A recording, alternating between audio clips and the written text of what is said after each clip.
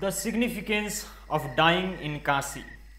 No other city in the world is as deeply associated with death as Kashi is. It is also one of the oldest continuously inhabited cities in the world. There is evidence of it being at least 12,000 years old, but surely it is much older than that.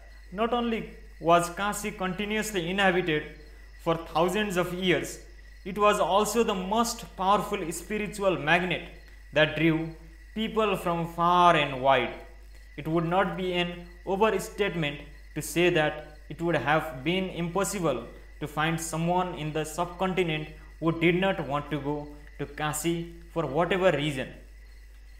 Being able to die in Kashi is only one aspect that drew people to it. But Kashi is not just about death. In Kashi, both life and death are celebrated with equal reverence and gusto. People also flocked to the place for its splendor and grandeur. Over thousands of years, people from all over India have settled in Kashi and they live in neighborhoods, each of which retain some of its original identity and linguistic flavor. Kashi, in many ways, is a microcosm of Indian civilization and a civilizational center of India. The word Kashi means light. The city is a tower of light in the spiritual sense. The idea and the purpose of creating such a tower of light was to assist you to gain access to that dimension within you which you could not access by yourself. A cosmic possibility is manifested as a reality here. That is what Kashi means. Kashi is not the only such place that was created like this. Many more have been created like that. But Kashi is significant because of its enormity, the aesthetics, and the beauty of it. In those times, they say, there was not another city on the planet which was as beautiful. It had 3-storied buildings, which was unheard of at that time. People were amazed by them. It was too incredible in their experience that houses were built on the river bank with 3 floors. That was an engineering feat in itself. Kashi was also the highest seat of spiritual learning. It is said that hundreds of sages, seers, gurus, enlightened beings, and scholars lived there, imparting their knowledge to thousands of students who came from all over the country and other parts of the world as well. Every spiritual tradition, every sect and subsect of Indian spirituality was represented there. There are close to 3,000 temples within the city itself. Kashi was also the original hub of art, culture, and music. Aesthetically, spirituality, knowledge-wise, and in every way, it was the most beautiful place of those times. With all these things put together, it created a powerful draw and the necessary atmosphere to get people's focus.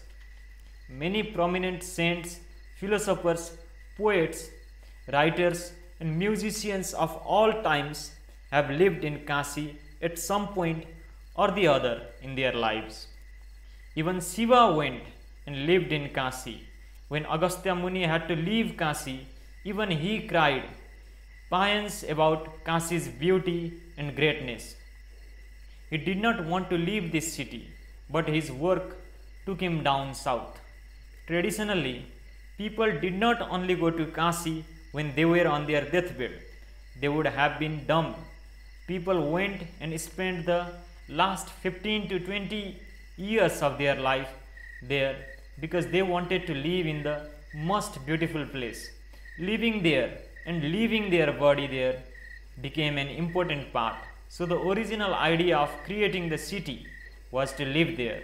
Slowly, because their business was elsewhere, people did not live there. Even then, they sought to live there at least for the last part of their life. That is how it got the reputation of being the city for dying. The city of Kasi is demarcated by a large perimeter that is known as the Panchakroshi route, creating a vast schematic circle. It is approximately 84 kilometers long. Traditionally, people believed Kasyam Maranam Mukti, which means that anyone who dies within this perimeter is believed to attain Mukti. It did not matter what kind of a lousy creature you had been all your life. If you died in Kasi, you would attain Mukti. They said. To ensure this, Shiva takes the form of Kala Bhairava in Kasi. Kala Bhairava means the dark one who represents limitless time and space. Kala means both time and space. It is a deadly form of Shiva. As Kala Bhairava, he is supposed to be in a destructive mode. He is not destroying this or that, but destroying time. All physical realities exist within the ambit of time. If your time is destroyed, everything is over for you. Kala Bhairava does just that.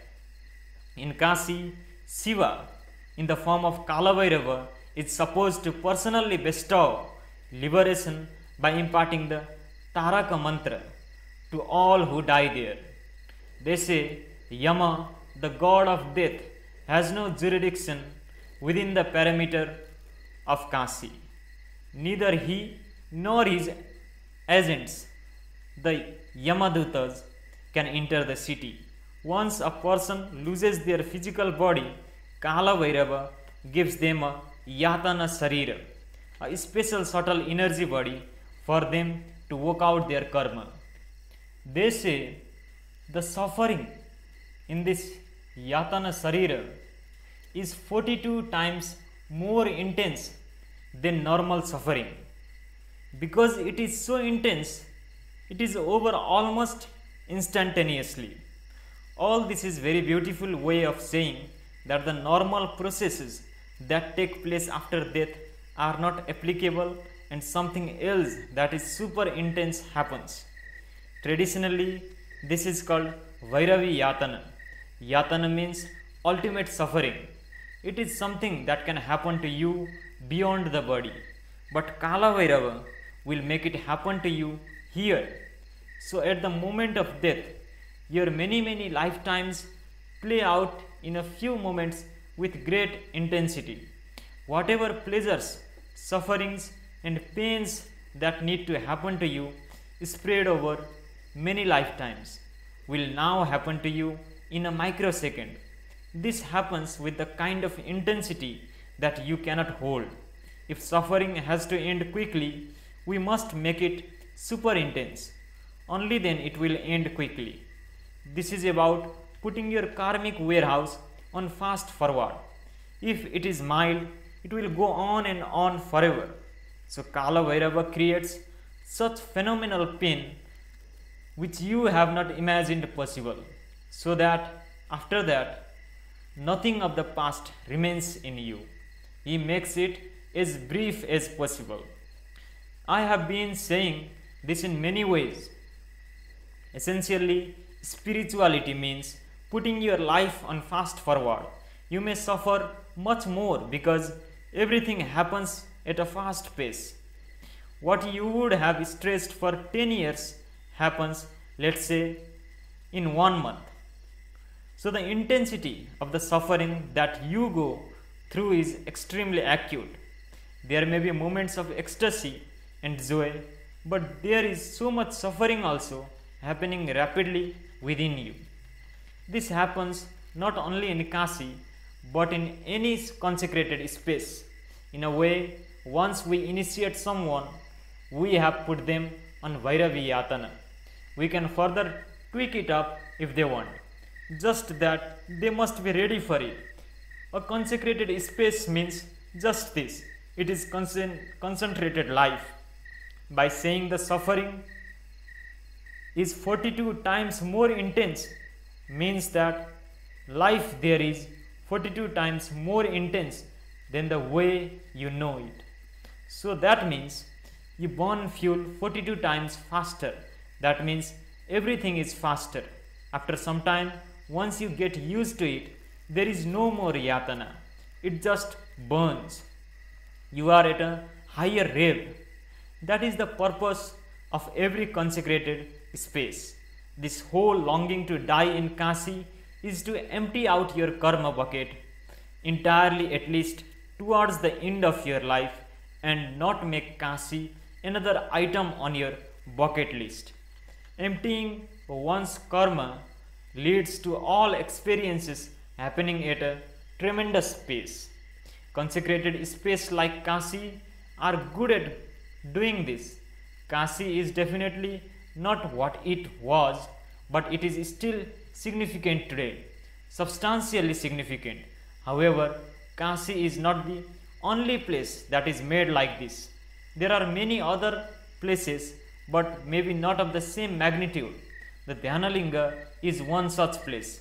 Though we cannot accommodate the same number of people as Kasi, in such places life will happen better and death also will happen better. Will it always lead to moksha? Not necessarily. Maybe it gets you a little closer. It is certainly better than what you would have done by yourself. Another reason why people wanted to live the last part of their life in Kasi is because there were a lot of enlightened and spiritually evolved people there at any given time.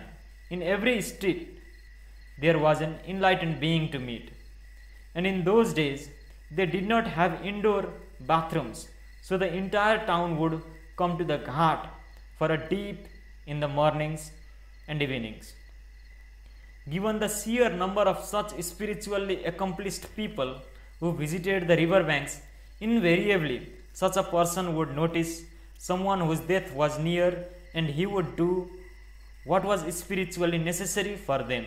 Moreover, these people would also know a specific person or ask around for someone who could do what needs to be done for the dying person.